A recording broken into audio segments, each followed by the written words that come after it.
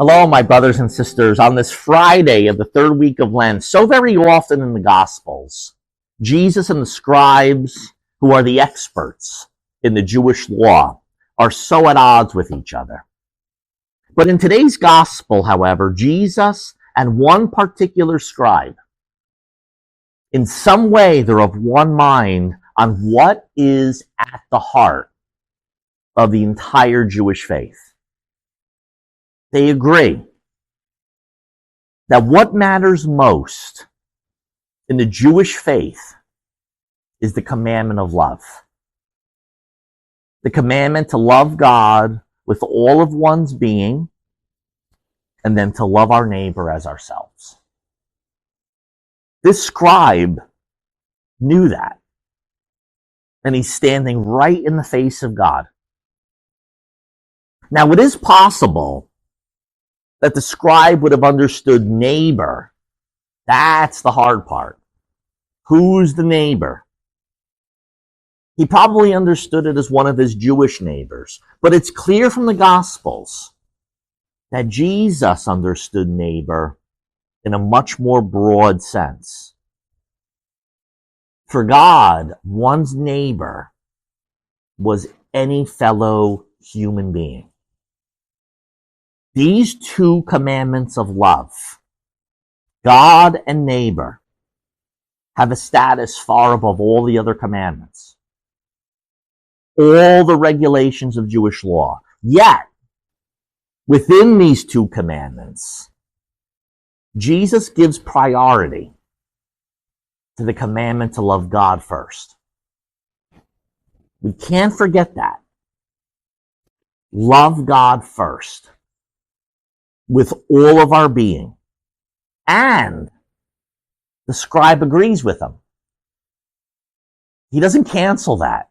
Scribe, yes, gotta love God. Without God, I wouldn't exist. Yes, the scribe agrees. Only God can truly be the first to receive all of our total love. And that's because it is in loving God in this complete way that we can love others with the love of God, in the way God loves them. But there is, however, something that comes before even these two commandments, and that is God's love for us, which comes before any love. And that's why look at today's first reading from the prophet Hosea, one of the earliest prophets in the history of the Jewish religion.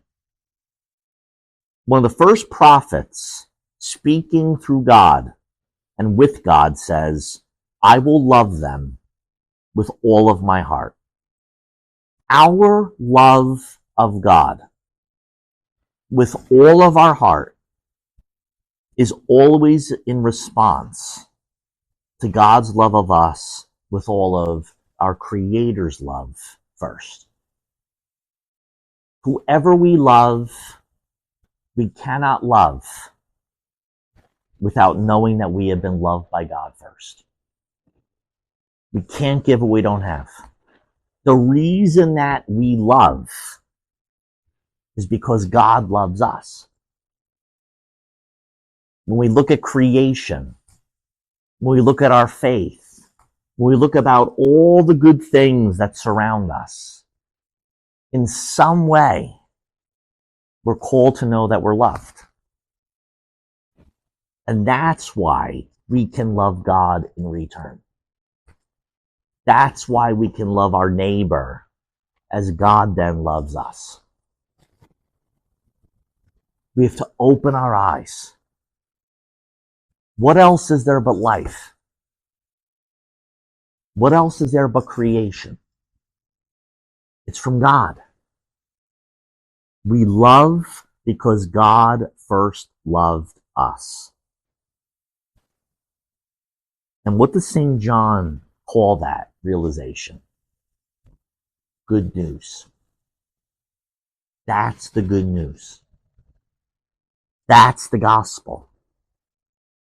And that good news comes before any commandment.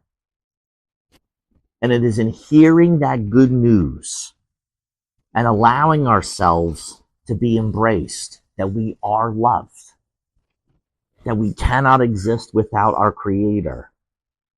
That's how we can be empowered to love God in return.